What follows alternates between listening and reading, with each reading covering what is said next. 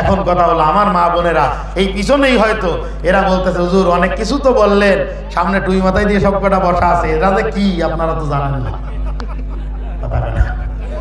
আজকে নামাজ পড়ে, মাগরিবের নামাজ পড়ে বা ঈশার নামাজ পড়ে টুই মাথায় দিয়ে বইছে সামনে, আপনি সব কটারে আব্দুল কাদের জিলানী মনে করতেছেন। এদের অবস্থা জানেন? আমিও টুকটাক জানি। সমস্যা আমাদের মধ্যে আছে কি আছে না?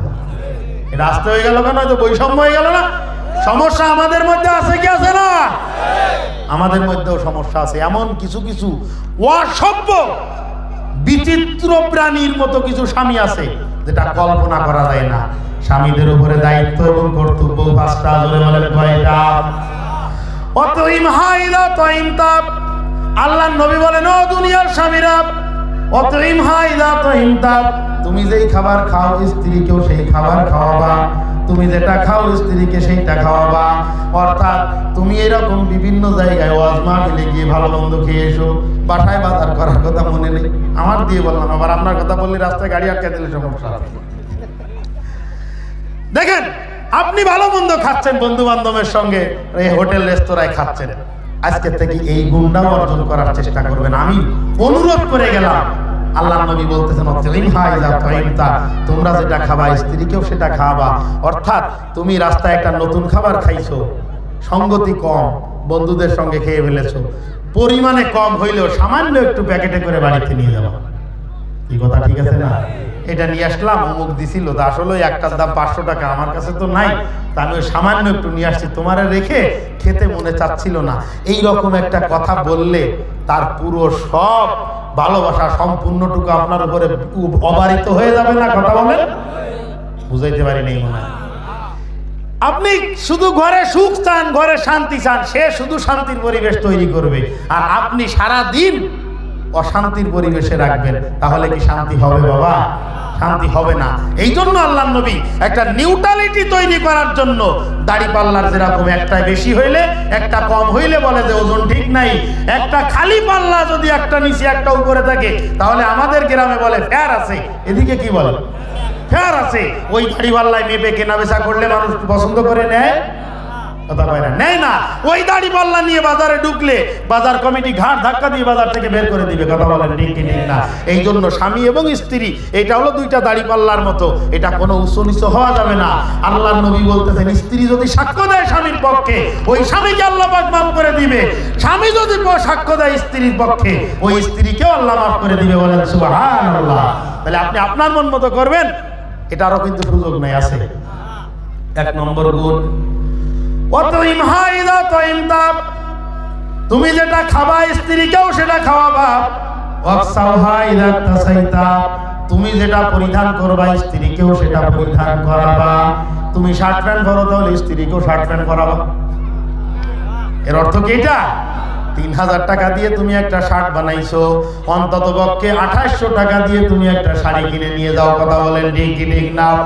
5000 টাকা দামের একটা লুঙ্গি তুমি পরিধান করো, আর বাজারে গিয়ে 700 টাকা জাকাতের শাড়ি তলাশ করো। আছে কি আছে? তুমি ঘরের মধ্যে পড়বা, তো এরা দেখতেছে কি? আমি তো দেখবো, তাও আমার এই ভালো লাগে। এই সমস্ত বলে ব্যাখ্যা দেওয়া যাবে না বাজান, এটা হক নষ্ট হয়। তোমার যে হাইসিয়াত, তোমার যে যোগ্যতা, সেই যোগ্যতার আলোকে তাকে রাখতে হবে। কি বলেন কথা ঠিক না? এটা হলো 2 নম্বর। আর 3 নম্বর কথাটা হলো ওয়ালা তাজরিবিল ওয়াজহা, কোন অবস্থায় স্ত্রীর চেহারার উপরে আঘাত করা যাবে না। কোন অবস্থায় স্ত্রীর চেহারার উপরে আঘাত করা যাবে না। ও বাজান, চেহারাটা হইল মানুষের সৌন্দর্য প্রকাশের একটা মেইন ডোর, মূল দরজা। কি বলেন কথা ঠিক কি ঠিক না? মূল সাইনবোর্ডটা হলো চেহারা।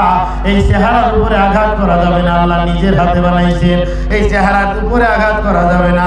ওয়ালা তাজরিবিল ওয়াজহা, 3 নম্বর স্বামীর দায়িত্ব কর্তব্য, স্ত্রীর চেহারায় মারা যাবে না।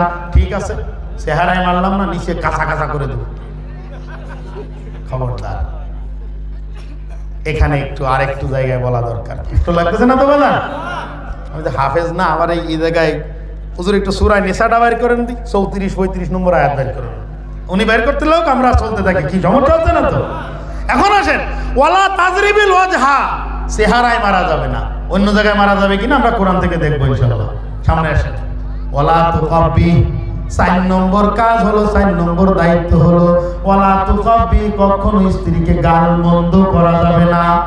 এর বাচ্চা ওর বাচ্চা বলে গালাগালি দেওয়ার মতন আল্লাহওয়ালা স্বামী আছে কি আছে না? কথা বলেন আছে? এখানে একটা জিনিস খেয়াল করবেন, স্ত্রীকে গালি দিলে গুনাহ হবে, এটা আলাদা জিনিস। স্ত্রী কষ্ট পাবে, আর একটা গুনাহ হবে, এটা আলাদা জিনিস। আমি মনে করি দুনিয়ার মধ্যে সবথেকে বড় যে ক্ষতিটা হবে সেটা হলো এই যে টেপ রেকর্ডার গুলো আছে না, এইগুলো কিন্তু এই ভাষাগুলো মুখস্থ করে ফেলবে। দেখতেছেন না, এই যে ওয়াজ মাঝে মাঝে দেখা লাগে। আবার এই যে টেপ রেকর্ডার আছে না যেগুলা, এই টেপ রেকর্ডার মানে কি, ছোট্ট ছোট্ট কোমলমতি যে বাচ্চা, এরা জান্নাতের ফুল।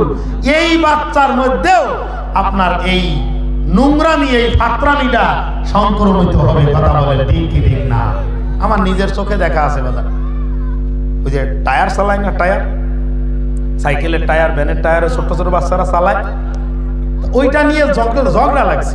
তো ঝগড়া লাগার পরে একজন আরেকজনের বলতেছে, ওরে বানি কিসে? তার পাশের থেকে আরেকজন বলতে, কতটুকু তুই ওইটুকু মানুষ, ওইটুকু মানুষ বসে বসে, ওইটুকু মানুষ এই সমস্ত ভাষা জানলে কিভাবে? তখন পাশের থেকে আরেকজন বলতেছে, ওর বাপের নাম কি জানো? বাবার নাম কি? অমুক। ও ঠিক আছে ঠিক আছে, যেমন বাবা তেমন তার ছেলে। আপনার সুনাম হয়ে গেছে না? কথা কয় না, সুনাম হয়ে গেছে না?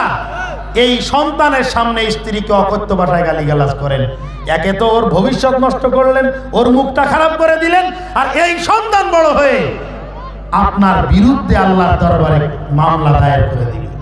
এই সেই অসভ্য আমার সামনে আমার আম্মাকে মারপিট করতো, আমার সামনে আমার আম্মাকে অকথ্য, অশ্রাব্য, অশ্লীল ভাষায় গালিগালাজ করতো। এইটা। আর শেষ নম্বর, ওয়ালা তাহজুর ইল্লা ফিল বাইত।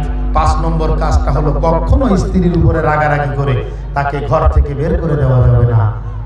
ঘাট ধরে ধাক্কাইতে ধাক্কাইতে রাস্তায় উঠে দিস, দা জীবনের জন্য আমার বাড়িতে আর না আসিস, এই রকম করা যাবে না। কয়টা গুণ বললাম? এই 5টা কাজ, যেটা তুমি খাবা সেটা স্ত্রীকে খাওয়াবা। দ্বিতীয় নম্বর কথা হলো, তুমি যেটা পরিধান করো ওই মানের কাপড় স্ত্রীকে পরিধান করাবা। তৃতীয় নম্বর ওয়ালা তাজরিবিল ওজহা, চেহারার উপরে মারবে না। চতুর্থ নম্বর ওয়ালা তুকাব্বি, অশ্লীল অশ্রাব্য ভাষায় তাকে গালিগালাজ করবে না। 5 নম্বর ওয়ালা তাহজুর ইল্লা বিল বাইত, ঘরের থেকে তাকে বের করে দেওয়া যাবে না। সময় শেষ হয়ে যাচ্ছে বাদান, খেয়াল করেন।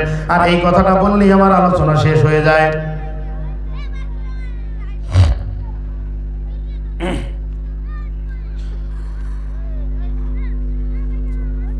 34 ওয়াল্লাতি তাখাফুনা নুশুজাহুন্না ফাইজুহুন্না ওয়াহজুরুহুন্না ফিল মাযাজি ওয়াজরিবুহুন্না ফাইনা তানাকুম ফালা তাবগু আলাইহিন্না সাবিলা ইন্নাল্লাহা কানা আলিয়ান কাবীরা। সূরা নিসা 33 নম্বর আয়াতে আল্লাহ পাক রব্বুল আলামিন বলতেছেন, মহিলা যে সেও তো একটা মানুষ। কথা বলেন, স্ত্রী যিনি তিনি তো একটা মানুষ। মানুষ হিসাবে মানুষ ভুল করতেই পারে। ওয়াল্লাতি তাখাফুনা নুশুজাহুন্না, যেই সমস্ত মহিলাদের থেকে তুমি অবাধ্যতার ভয় করো, ফাইজুহুন্না, সর্বপ্রথম কাজ হলো তাকে বুঝাও, তাকে ওয়াজ শোনাও, তাকে বিভিন্ন আল্লাহর ওলিদের বই পুস্তক পড়ে পড়ে শোনাও, তাকে নসিহত করো, তাকে বোঝানোর চেষ্টা করো। 1 নম্বর তদবির হলো তাকে বুঝাবা। দ্বিতীয় নম্বর ওয়াহজুরুহুন্না ফিল মাযাজি, বিছানা আলাদা করে দিবা। আমি যে কথাগুলো তোমাকে বলেছি, যদি আমার কথা মতো না চলো তাহলে তোমার সঙ্গে আমি আর এক বিছানায় ঘুমাবো না। দ্বিতীয় নম্বর হযরুহুন্না ফিল মাযাজি, বিছানা আলাদা করে দাও। তৃতীয় নম্বর আযরিবুহুন্না, তাকে মৃদু প্রহার করো। এই প্রহার করার ব্যাখ্যা তাফসীরের কিতাবের মধ্যে খুলে দেখবেন। আল্লামা মুফতি শফিউল রাহমাতুল্লাহ আলাইহি, ইদ্রিস কান্দলবী রাহমাতুল্লাহ আলাইহি, আল্লামা সানাউল্লাহ পানিপতি রাহমাতুল্লাহ আলাইহি, এরকম অগণিত তাফসীরের কিতাবের মধ্যে এমন ভাবে মৃদু আঘাত করতে হবে, ফাটবে না, ভাঙবে না, কাটবে না। কথা কয় না, ফাটবে না, ভাঙবে না, কাটবে না, এইরকম ভাবে মৃদু আঘাত করতে হবে। অনেক আগে এই ওয়াজটা শুনছিলাম মাওলানা মীর মোহাম্মদ হাবিবুর রহমান যুক্তিবাদী সাহেবের, হাফিজাহুল্লাহর কাছে আল্লাহ পাক তার হায়াতের মধ্যে বরকত দান করুন, বলেন আমিন। ইনি বলছিলেন, মানে হাসতে হাসতেই বলছিলেন, কয়েকটা লাঠি বানাবেন, লাঠির মাথায় তুলা বেচাই নেবেন, নিয়ে আলাদা এক রুমে নিয়ে আস্তা মতন বাড়াবেন বালিশের উপরে। খবরদার খবরদার বাজার, চিন্তা করেন আজকে তার অবস্থাটা কি, সে কি পরিমাণ অসহায়। আপনার আব্বা তো সে নিজের আব্বা বানায় নিছে, আপনার মাকে নিজের মা বানায় নিছে, আপনার ভাইকে সে ভাই বলে, আপনার ভাবিকে ভাবি বলে, আপনার বোনকে বোন বলে, আপনার দুলাভাইকে দুলাভাই বলে। তার সব কিছু বাদ আপনার যা সবকিছুই তার। কথা কোন? আপনার যা সবকিছু তার। ও মা, এইরকমই হইও যে তোমার সবকিছু থাক, এখানে স্বামীর যা সবকিছুই তোমার, এইরকম মনে করে আন্তরিকতা ভালোবাসাপূর্ণ একটা সংসার, একটা সমাজ সংসার যদি হয়, অজরিবুহুন্না মৃদু প্রহার করো ভাই না তো আনাকুম, এরপরে যদি তারা কথা শোনে তো আলহামদুলিল্লাহ, এরপরে আর কিছু করা লাগবে না। আর তারপরেও যদি সমস্যা হয় তাহলে দুই পরিবারের থেকে দুইজনে মিলে মিউসাল করবে। আমার কথা এই পর্যন্তই। লিতাসকুনু ইলাইহা, আল্লাহ পাক রব্বুল আলামিন বলতেছেন নারীদেরকে আমি সৃষ্টি করেছি যেন পুরুষেরা তাদের কাছে যে প্রশান্তি পায়। ও মা, সংসারের সুখ দুঃখ সম্মান এর চাবিকাঠি তোমার কাছে। তুমি যদি শুধরে যাও তাহলে পুরো সংসারটা শুধরে যায়। আপনাদের জন্য, আম্মাজানদের জন্য যে কথাগুলো বলেছি, আপনি আপনার দায়িত্ব পালন করবেন তো ইনশাআল্লাহ?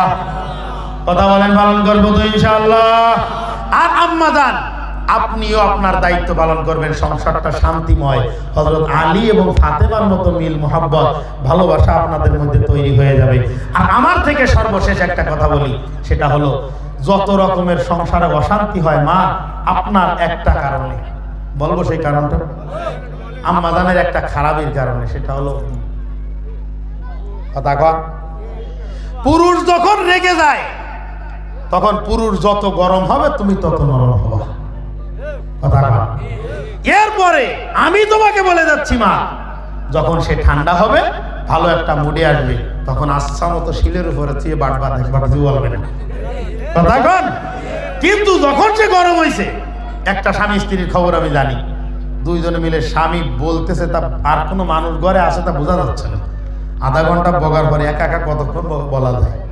কথা কয় না, একা একা কি বেশিক্ষণ বলা যায়? স্বামী ক্লান্ত হয়ে গেছে, স্ত্রী এবার হাসি দিয়ে, সুন্দর একটা হাসি দিয়ে বলতেছে, যদি তোমার হয়ে থাকে তাহলে এসে খেতে এসো। আছে আর রাগ। ও মা, তুমিই পারো এগুলো শুধরাইতে। এরপরে যখন খাওয়া দাওয়া মধ্য পর্যায়ে, এবার তুমি এক একটা কথা দিয়ে তাফসিরুল কুরআন মাহফিল শুরু করে দিবা। তোমার মতো ছেলে এইরকম কথা বলা কি মানায়? তুমি কি এরকম কথা বলতে পারো? তোমার বংশমর্যাদা যা, তোমার কি এরকম হওয়া উচিত? এরকম করে একটা একটা করে বুঝাবা, দেখবা যে এই তাফসিরুল কুরআন মাহফিলের থেকে ওই মাহফিলে ফায়দা বেশি হবে। যা কিছু বললাম বাজান, টুটা ফাটা ভাঙাচোরা, আল্লাহ পাক রব্বুল আলামিন আমাদের সবাইকে কথাগুলো বুঝিয়ে আমল করার তৌফিক